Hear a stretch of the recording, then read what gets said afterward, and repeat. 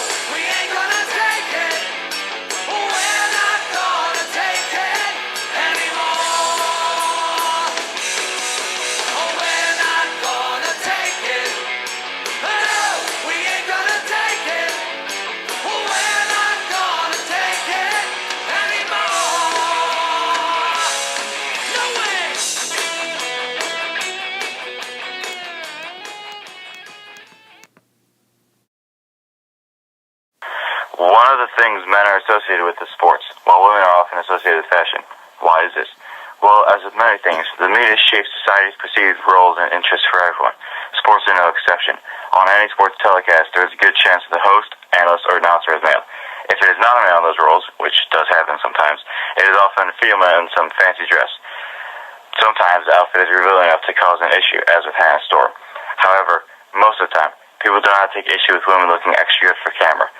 For example, quote, the few female sports reporters we do have get to deal with Bleacher Report's regular slideshows of 50 hottest female sports broadcasters from around the world, 20 sexiest sports reporters 2012, 20 sexiest local sports broadcasters, or 40 hottest college football reporters.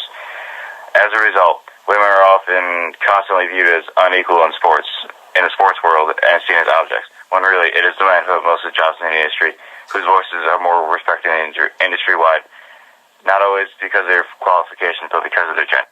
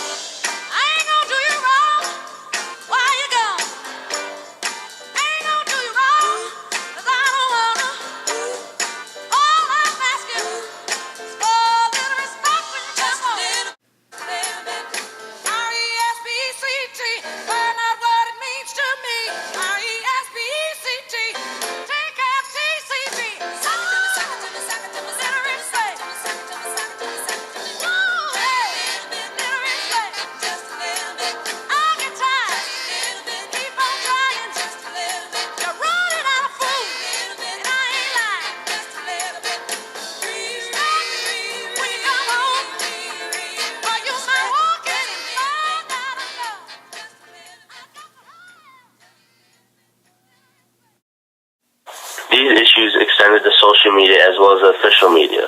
Julia Carl from 670 Square Chicago said that she, quote, had disagreed politely with something he had said about the Cubs starting lineup, and that prompted a reply along the lines of, quote, "Why would you bat Todd Walker second, you filthy cunt," end quote. Jen Latta from ESPN said, quote, "When I responded that such vulgarity towards women set a terrible example for his young children who were prominently featured in the man's Twitter and Facebook profiles." He replied that his son and his middle-aged school friends agreed and were laughing at me while watching as well. Why is it that some people cannot accept a woman's differing opinion? Why is it that some people find the need to attack a woman's person rather than her statement? This answer is simple. There are some that feel that sports is a realm exclusive to men. Just as the media is a worldwide phenomenon, sexism in sports is a worldwide problem. The first ever female soccer coach of a men's team in France, Helena Costa, resigned prior to her first game, citing a total lack of respect as her reason. It's hard to remember the last time a new male head coach in any sport was disrespected before a game was played. Costa found out about player signings via the secretariat of the club by reading the names of players in a list of those who have to undergo medical tests. And countless other female sportscasters deal with the same prejudice-based backlash. This lack of respect is present both in treatment and in the pay women in sports receive.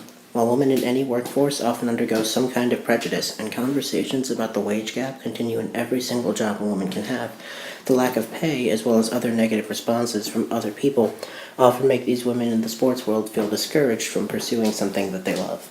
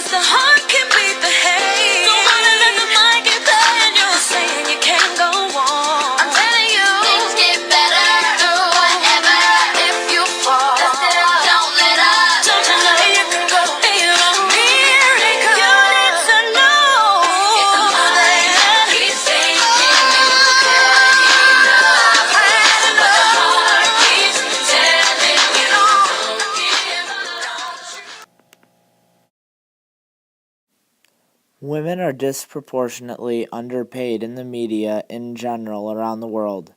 Men make around 13% more money than do women.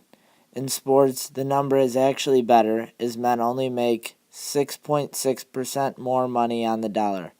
Part of what causes this disparity is assumptions people have about the roles of men and women. Previous research from Harvard University showed, for instance, workers of both genders assumed female coworkers who clocked out early were off to pick up kids, while men doing the same looked as though they were leaving to meet clients. These assumptions are unfair and demand change. Anecdotal data shows that not all of the disparity is justifiable. A female BBC employee said, "I am paid €5,000 less than a man on the same grade, despite having more responsibility and having worked more years on the team." These are sad but true statistics, and will only get worse unless society unites to demand respect for all people based on their qualifications, not their chromosomes. While we take from our women, while we rape our women, do we hate our women? I think it's time to kill for our women, time to heal our women, be real to our women. And if we don't